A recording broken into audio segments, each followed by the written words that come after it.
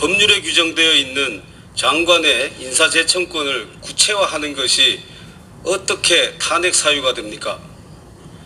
행정안전부 경찰제도 개선 자문위의 권고안에 대해 야당의 왜곡과 정치공세가 도를 넘었습니다. 심지어 행정안전부 장관에 대해 탄핵 운운하는 목소리까지 나오고 있습니다. 경찰공무원법 등 법률이 보장하고 있는 행안부 장관의 경찰 인사재청권을 실질화하고 구체화하기 위해 시행령으로 공식 기구를 만드는 것이 어떻게 장관 탄핵 사유가 됩니까?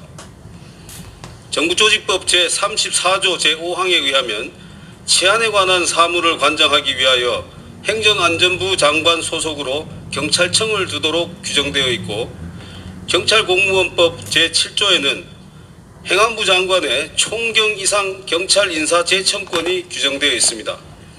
이에 따라 행정안전부 내에 치안정책관실을 두어 그동안 행안부 장관의 인사 등 경찰 사무를 보좌해온 것입니다.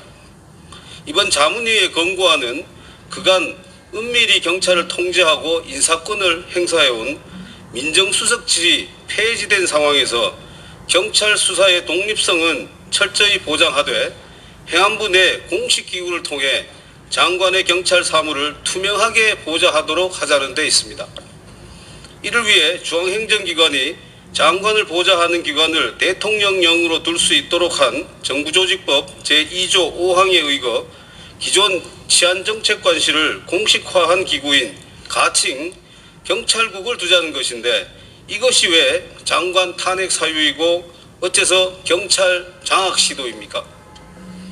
검찰에 대해서는 법무부 장관이 인사권, 징계개시권, 감찰권, 수사지휘권까지 가지고 있는데 유독 경찰에 대해서는 최소한의 통제장치도 없이 무소불위의 권력기관이 되도록 방치해야 한다는 것입니까?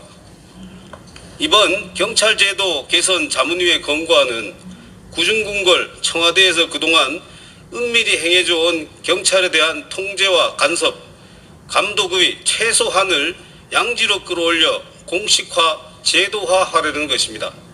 동시에 경찰 수사의 독립성, 공정성은 철저히 지켜지도록 하기 위해 지원을 강화하는 제도적 개선안입니다. 이에 대해 야당은 억측과 왜곡, 정치공세를 지양해야 합니다. 윤석열 정부가 하는 일마다 발목을 잡는 거대 야당에 대한 국민적 피로감이 쌓여가고 있다는 것을 명심하시기 바랍니다. 이상입니다.